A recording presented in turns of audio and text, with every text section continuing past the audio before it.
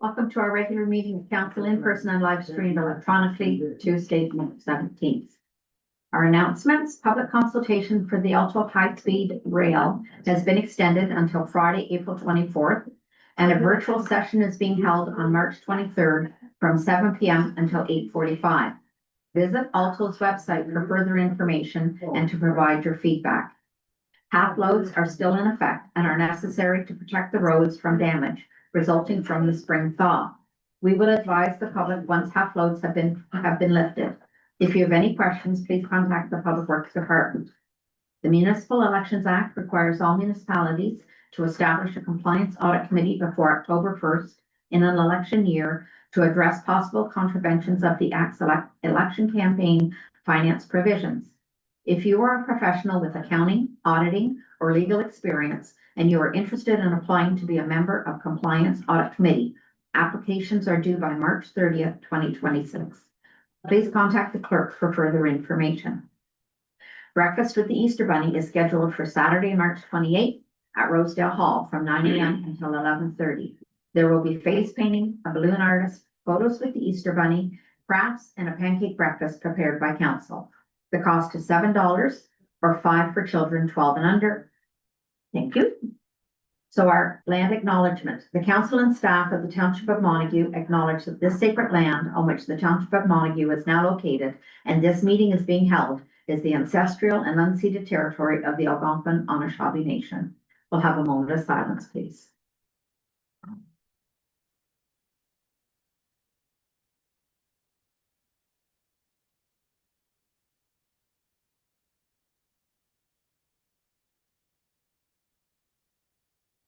Thank you. So declosure of interest now at any point in time during our meeting. To move by Councillor Abbas and seconded by Councillor Crabtree that the regular meeting of council agenda dated March 17th, 2026 be approved as amended to add item 10C under in camera, namely negotiations with the town of Smith Falls, various matters. All in favor? And that's carried.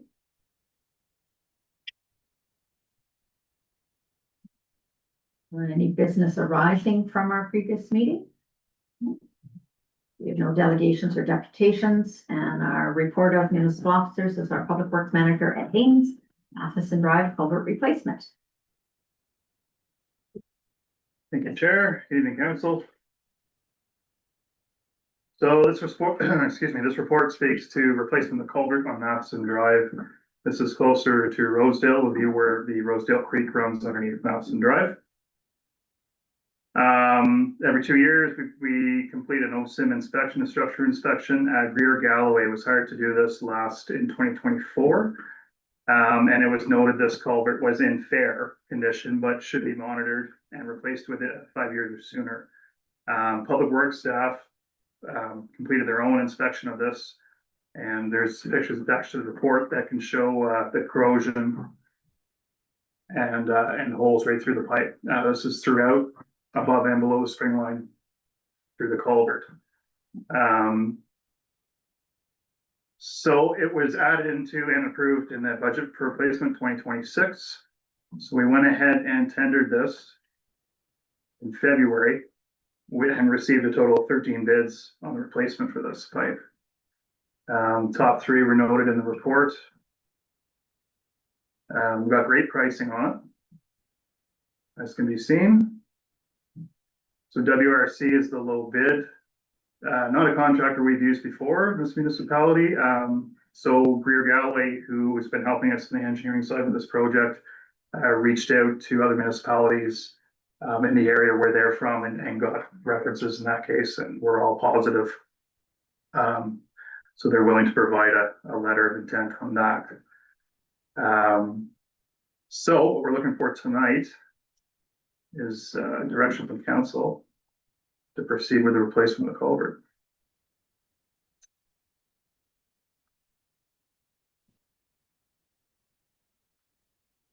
Any questions on the project? Already planned for it. No. It's all planned. Great job and under budget and well done. So there's in the report itself, you know, it does show approval up to the total budgeted amount. Should any change orders be required. It is, just so council is aware, it is, Rose Hill Creek. There are certain fish that have been noted in there. So of course, all the permits are in place and stuff, so there may be changes required, and there's a very, detailed dewatering plan. So that's why we've asked for that potential additional amount. Any questions on the project or tender otherwise? No, straightforward. Okay, thanks very much. So I'm assuming our resolution for a minute. So moved by Councillor Crabtree, second by Councillor Johnson, that the minutes from the regular meeting of council dated March 3rd, 2026 be approved as presented this date. All in favor? That's carried. Sorry about that. So now for our report, moved by Councillor Johnson, seconded by Councillor Abbas, that council award tender number 2026-PW-01 for the Matheson Drive culvert replacement to WRC Contracting in the amount of 164,213.92, including non-refundable HST, and that council authorize the public works manager to approve change orders that may result in additional costs up to the total budget amount of 190,500. All in favor? And that's carried. Thank you. Thank you, Ed. All on to reports. Yep. So moved by Councillor Crabtree, second by Councillor Johnson, that council approve the minutes of the committee of whole meeting dated March 3rd, 2026, and the recommendations contained within. All in favor? That's carried. Petitions, and now on to bylaws. So moved by Councillor Abbas, seconded by Councillor Crabtree, that bylaw 4204/2024. 2024, that's awesome. 26. There you go. That's good here. That bylaw 4204/2026, being a bylaw to confirm to authorize the adoption of the delegation of powers and duties policy for the corporation of the Township of Montague, be read a first, second, and third time and passed, signed, and sealed the 17th day of March, 2026. All in favor? Carried. Moved by Councillor Johnson, seconded by Councillor Abbas, that bylaw 4205/2026, being a bylaw to establish and regulate the installation, maintenance, and access to water meters and sewer services, and to establish the rates and other service charges for the use of water and sewer services, be read a first, second, and third time and passed, signed, and sealed the 17th day of March, 2026. All in favor? And that's carried. We have no motion, notice of motion, our action item. Our first item is an email from Scott Reed, MP Scott Reed, on the petition opposing Alto high-speed rail. As many are hearing in the news, hopefully attended an open house. The Alto high-speed is moving forward where they are requesting public feedback and consultation. Scott Reed has put forward 2 petitions to the House of Commons. Both request slightly different language, that the government of Canada not go through with the Alto high-speed rail project due to its cost and to the damage that was done to communities along the route. So please take a look at his website as well as Alto's website. Bill C-15, the Budget 2025 Implementation Act. Number 1 includes a division in Division 1 of Part 5, the High Speed Rail Network Act, which establishes the legislative framework allowing the construction of the Quebec City to Toronto high-speed rail network, the Alto network. This rail line would pass directly through the riding of Lanark-Frontenac, although it would not stop here. So over the past several weeks, Scott's office has been contacted by a significant number of constituents expressing serious concerns about the project. He shares many of those concerns, and he is deeply opposed to the construction of a new rail line for the following reasons. The Alto project will cost taxpayers as much as 90 billion, which amounts to 9,000 for every family of 4 across Canada. Property along the new route will be expropriated. Roads will be turned into dead ends along the route, splitting communities. The environmental damage will be substantial. Expropriations could occur even if the 90 billion Alto project is cancelled, as occurred with Pickering Airport, where land was expropriated and the airport project was cancelled. So there is a link for the Alto project. So it says, I've laid out the full rationale for his opposition to the Alto project here. He has been circulating a petition to the House of Commons. And residents are asked to click on that from the township. It has been shared on social media feeds as well. The petition specifically requests that no property expropriations be considered west of Ottawa until the portion of the project between Ottawa and Montreal is completed. A clause designed to prevent the Pickering Airport scenario, expropriations take place, and then the Ottawa-Toronto high-speed line is canceled or permanently delayed. So, as of February 27th, an e-petition, he says E7203 is now live for Canadian citizens to sign up. And there's another link that is open for signatures until May 28th, 2026. So, check on those. Mail, and it says, please note, mail sent to your member of parliament is free of charge. I have a motion for council, but if any other council member wishes to speak before we go ahead and start. Okay, go ahead, Trevor. Yeah, I'm against the Alto.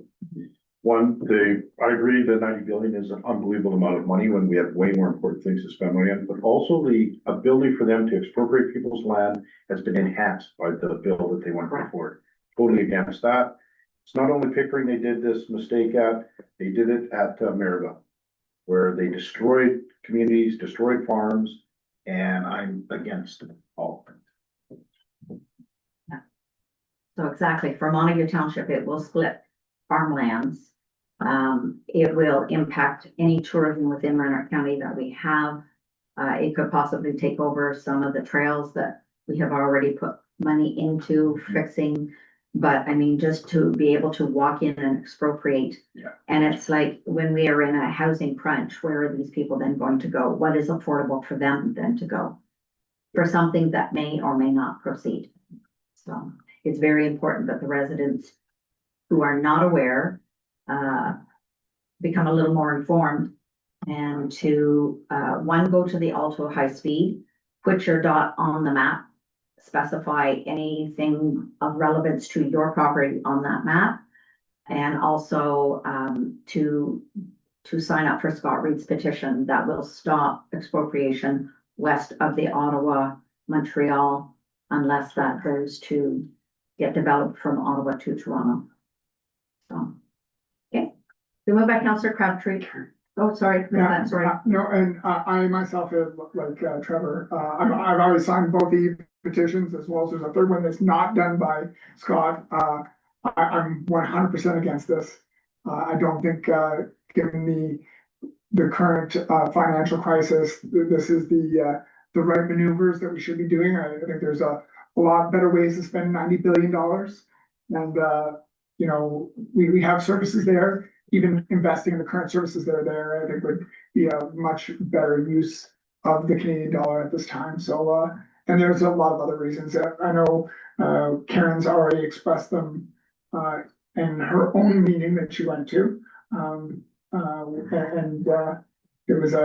It was one of the councillors were supposed to develop and give ideas of reasons why we did not support or did not agree, or even if there was anything that we did think was good.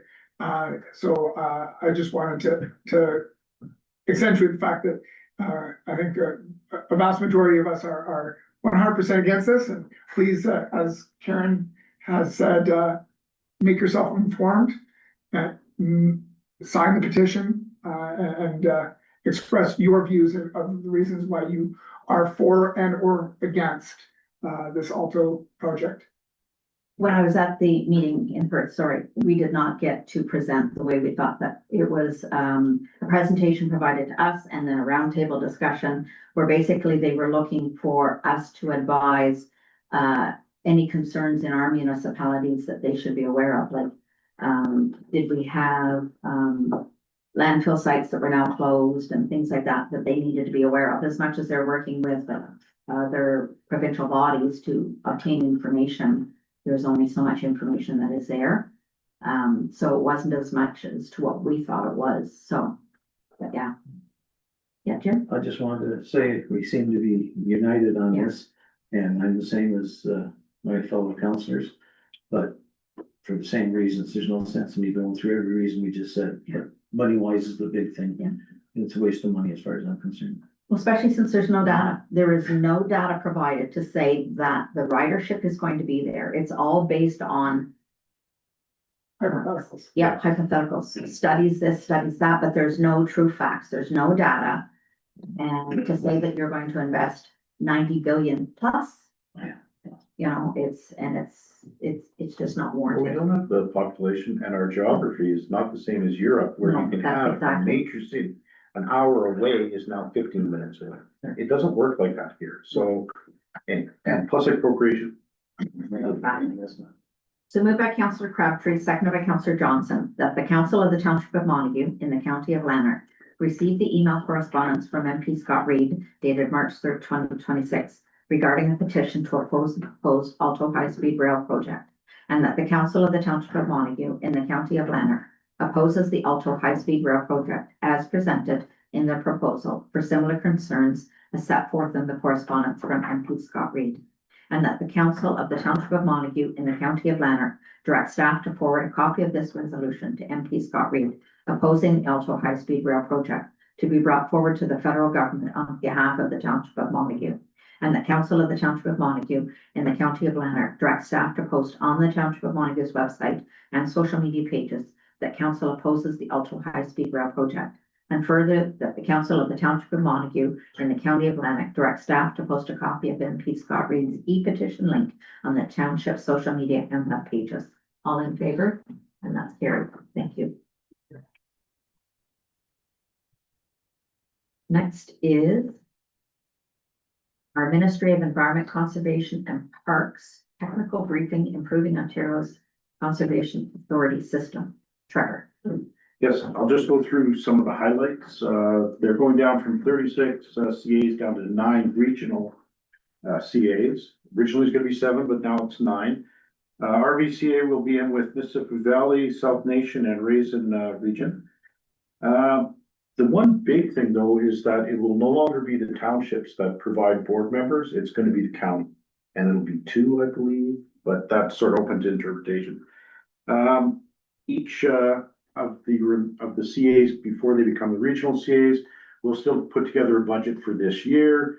The pay formula, everything remains the same.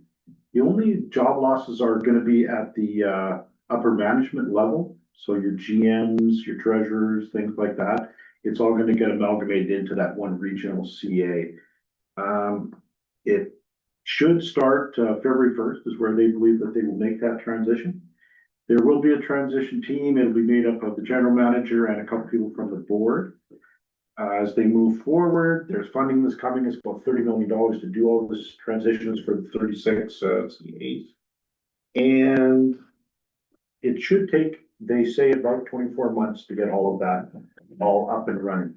But there will be no job loss on the front line. They're not going to lose any of the buildings, so they're going to keep a lot of these places open. It's just their upper management is going to change. So that's where the job loss will be. How they make it up, who's the general manager, who's not, that's to be determined over the next year or so. And there was one other. Yeah, funding does not change. The lands and all other assets remain with the CAs. The CA offices don't close.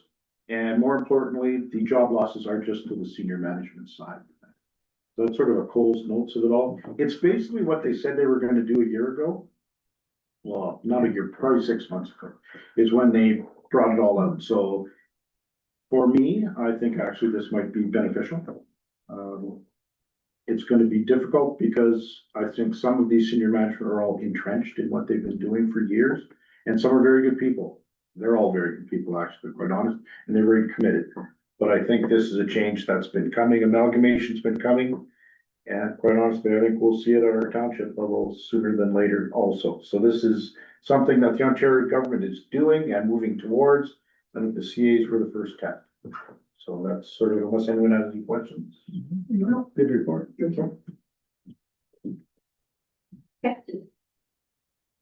So we have no unfinished business, other business, so do we have any questions of our audience? Oh, Yeah, I have, two comments on the bylaw 4205/2026. First on Schedule A. When you look at Schedule A, there's,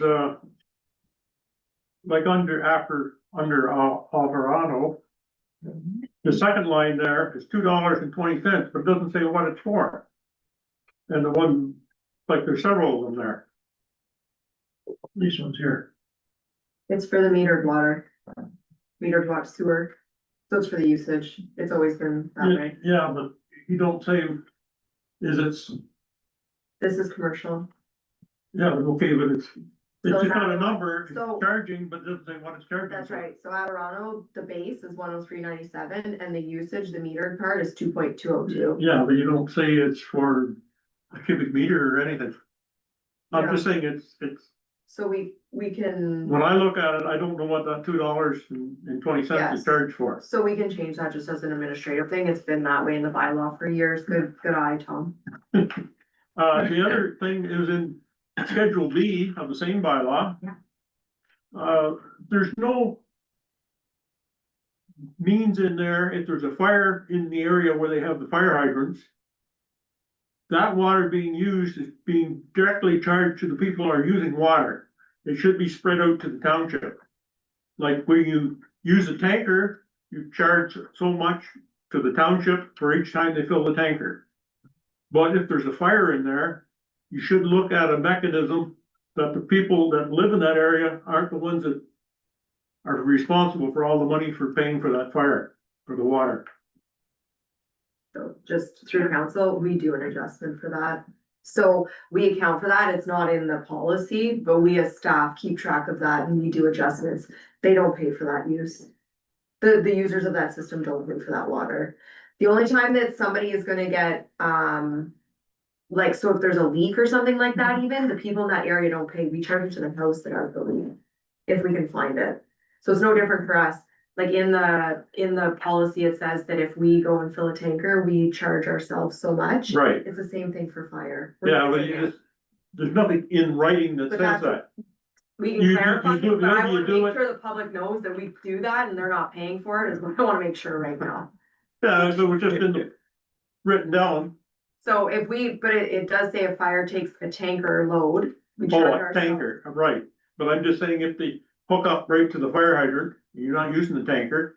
So hook up right to the fire hydrant would be charged potentially to the homeowner though. Depending on the fire, like if we have a fire in the area and if we're not using tankers. We might be charging their insurance for use. We've charged lots of people's insurance for use of. Okay, but I didn't, when I read the bylaw, I don't see that in there. So does council want to not pass this bylaw and change, cause that's not administrative. That is how we do things, because if the township uses water, we charge the township. Doesn't matter what it's for, so what does council want to do?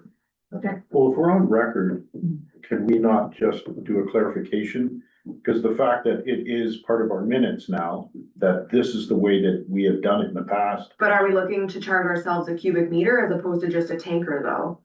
We account for like just a tanker rate. cause that's the. It's a practice lump that it's sum, been. that's the Yeah. practice that it's been, Yeah. but if we're gonna try and figure out cubic meter use, that means during a fire, we're gonna have to have some kind of a meter there. To account for the cubic meters that are coming out as opposed to just saying, oh, it was about 6 tankers. I think, So what is council looking for from I that? think the tanker, is the easiest way and. Because we don't wanna have to have a meter that now we have to carry around with us in the case of an emergency. Well, I don't say, Attach a meter to the fire hydrant, or not just fire, to I think we're overcomplicating what is a system that already works Yeah. that they're not paying for. If anything, actually, just to clarify, and it's kind of nice that Tom brought it up, they don't pay for any of my time, they pay for none of Grace's time and none of Jen's time for water and sewer, and they should be. Yeah. All that's accounted to them is a part of the water operator's time. So really, if we wanna dig deep, I guess I'm looking for direction on council of how deep do we wanna dig into this, because our water rates are substantially gonna go up. I think the way it is fine. Just make sure that we clarify it so that the public does know. Absolutely. And I think it's great that Tom's bringing it up, clarifying like one particular point, but I think as us as staff, with that being said, that if we're gonna get nitpicky on tanker versus cubic meter used for fire, then we should also be accounting for all the staff that they're currently not paying for. Just leave it. Leave it. They don't pay for me to do any of the billings, any of the meter readings. I think any water of rates the- are perfect the way they said. Like, all I'm bringing up is it's great when you're here, Ally, and the present staff, but since I've been coming to council, council has all changed, a lot of staff has changed, and doesn't mean that the next person that steps into your shoes or Grace's shoes or whatever, Tom's wanting to make sure that it's that implemented it's the way it is. logged down and it's done. So it's written down that, so that everybody knows the people that live in the area aren't paying all the water that went on the fire. I It's spread from the township. fully wholeheartedly agree with Tom, but I think we need to look at all of the costs. So is there a way We that, can't just pick and choose that we're gonna look at this and avoid this. But I think what Tom is saying about the tanker being charged, maybe if it's not, it's in the bylaw. It is in the law. Yeah, the tanker's in there, it's just when you're using, you're hooked directly to the hydrant, Mhm. putting out the fire right there, the house is right Yeah. in front of it. So we account for estimated tanker Yeah. usage, cause for us to do cubic meters you need me is to, much more complicated for us, so we can look at potentially fixing the wording, but I think that if we're gonna, my recommendation is that if we're gonna pick out one area, we should really look at the whole thing. Because we're not charging all of the charges, we should charge for that area. Could cost more money. It Just do potentially it that does. way, If so. the tanker is already in our bylaw, then we're fine with our bylaw. But we just estimate tanker usage, like what Tom is saying is not incorrect, he's saying if you hook up to the, maybe we only account for 6 tankers, but it was actually 10. So 4 of those tankers are going to reflect into that budget. I think if we start ripping that Band-Aid off, the cost might go up exponentially for the users of that service. So what she's being very polite and saying is, do we rip that Band-Aid off and for the 4 trucks they may or may not get charged for that year, give them other fees for paying of staff's time. That's where that influx is, and I don't know that I'm wanna be the one that rips that Band-Aid off and does that, considering the cost of the rates as they are. Like, but for clarification for Tom and users, do you want us to put writing in there that states, in the event it's a direct hookup, staff will estimate the tanker usage based Yeah, on that'd this be fine. rate? That'd be great. Estimate, that's right. An estimate, I think is Is the word. the right word. Because we've always done that. Yes. Basically. Cause like even when you estimate, you might say 6.5 and it was 3. Could be. So We also don't wanna discourage people from cleaning out hydrants and making them accessible to us during certain times because they think that they're paying for our Yeah. usage. So I think we're just looking for, like, if that's an administration, just clarification of something we already do that we can change.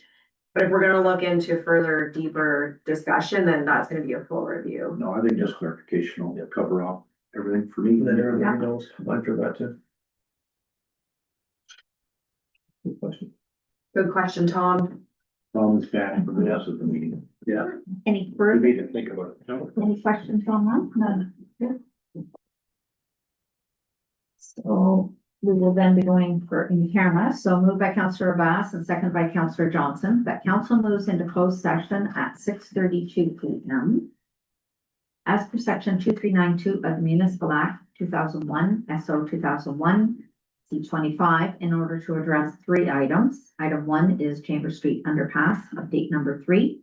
Item number 2 is Smith Falls and Miracle Library negotiations. Item number 3 is negotiations with the town of Smith Falls, various matters. More specifically, 2392B, litigation or potential litigation, including matters before administrative tribunals affecting the municipality or local board. 2392K, a position, plan, procedure, criteria, or instruction to be applied to any negotiations carried on or to be carried on by or on behalf of the municipality or local board. And that municipal manager, treasurer, deputy clerk Allison Bracken, and clerk planning manager Kirsten Cote remain in the room. All in favor? And that's carried. Yes, Can Ed stay in the room for item 1, please? okay.